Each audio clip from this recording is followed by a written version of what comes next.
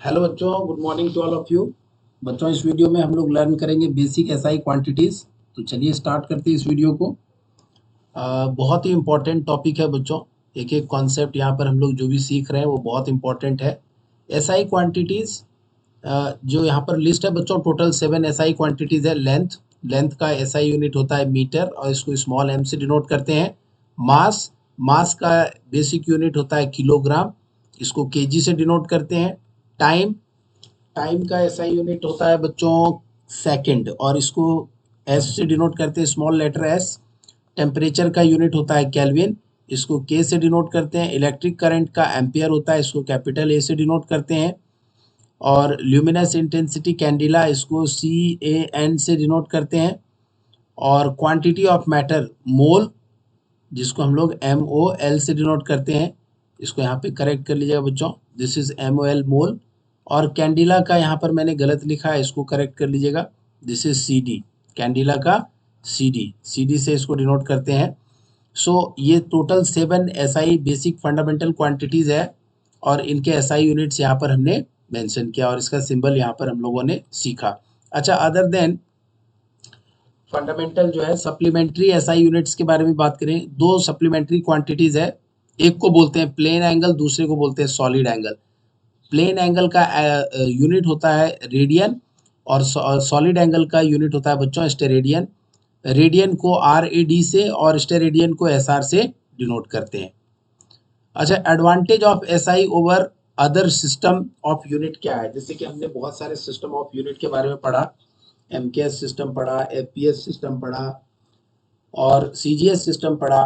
तो SI system भी हम लोग पढ़ रहे हैं। एसआई सिस्टम का बाकी और सिस्टम के मुकाबले क्या फायदा है, क्या एडवांटेजेस है? तो अगर इस पर हम बात करें तो एसआई जो है बच्चों, वह कोहेरेंट सिस्टम ऑफ यूनिट है।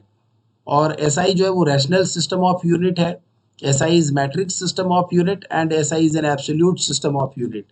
सर, यहाँ पर आपने सारे पॉइंट्स तो पढ़ दिए लेकिन समझ में कुछ नहीं आया। तो बहुत ही इंपॉर्टेंट बात जो यहाँ पर समझने वाली बात जो है बच्चों, जैसे कि कोहेरेंट सिस्टम, कोहेरेंट का मतलब होता है यूनिट, यूनिफॉर्म, एक जैसा। तो कोहेरेंट सिस्टम ऑफ यूनिट में क्या होता है कि जो भी यूनिट्स हमने यहाँ पर डिस्कस करना है, जो भी पढ़ना है, सभी का यूनिट जो होगा एसआई सिस्टम में, सभी का यूनिट क्या होगा? सेम होगा। दूसरा पॉइंट है, it is a rational system of unit.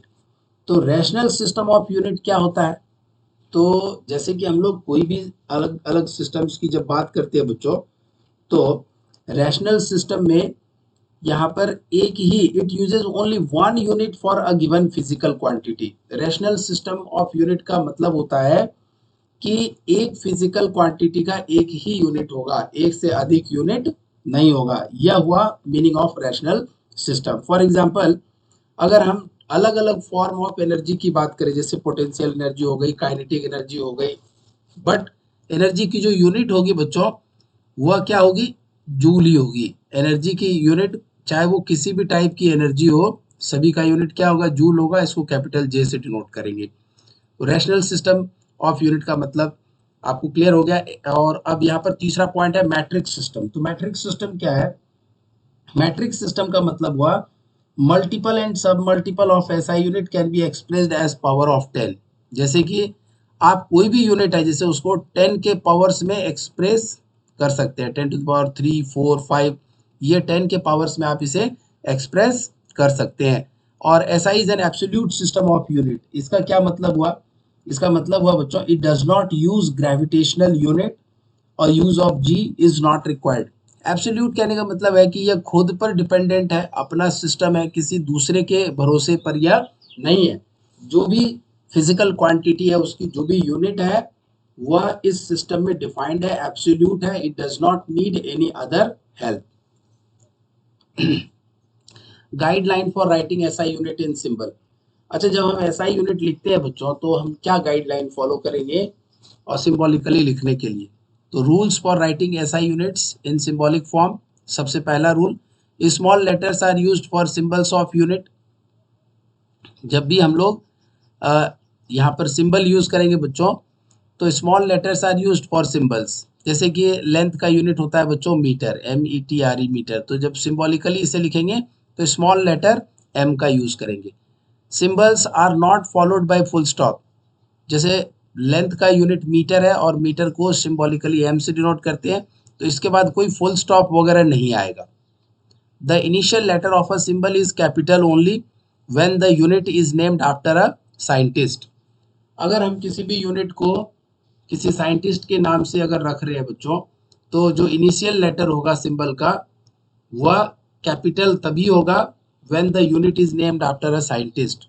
For example, अगर हम फोर्स का यूनिट की बात करें बच्चों, तो फोर्स का यूनिट होता है न्यूटन।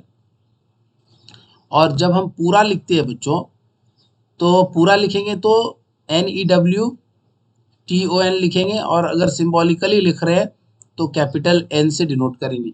और कैपिटल N भी तब यूज करेंगे बच्चों सिंबॉलिकली लिखने के लिए, जब जो यूनिट हमने बात करी यहाँ पर वह यूनिट जो है किसी साइंटिस्ट के नाम से हो। जैसे यहाँ पे न्यूटन साइंटिस्ट है, उसके नाम से है, तो सिंबॉलिकली जब फोर्स का यूनिट लिखेंगे बच्चों, तो स्मॉल n लिखने की जगह पे कैपिटल N लिखेंगे। नेक्स्ट है the full name of a unit always begins with small letter even if it has been named after a scientist. लेकिन आप अगर किसी भी यूनिट का अगर पूरा लिख रहे हैं, पूरा अगर लिख रहे हैं बच्चों, तो आपको स्टार्ट करना है स्मॉल लेटर से, चाहे वो किसी साइंटिस्ट के नेम से ही क्यों ना हो। जैसे न्यूटन अगर पूरा लिख रहे हैं तो स्मॉल n से स्टार्ट होगा। नेक्स्ट है symbols do not take plural form. Symbol जो भी लिखते हैं, जैसे मीटर है तो MS नहीं लिख सकते, न्यूटन है तो NS नहीं लिख सकते। प्लूरल फॉर्म, किसी भी सिंबल का प्लूरल फॉर्म नहीं होता है। तो ये सारे गाइडलाइंस है बच्चों, इसको हमें फॉलो अप करना है। तो वीडियो बड़ा ना हो जाए आपके लिए, इसलिए मैं यहीं पर इस वीडियो को स्टॉप करता हूँ। आप यहाँ तक चीज़ों को लर्न करेंगे, वॉच करेंगे। मिलते हैं अगली वीडियो में। Thank you.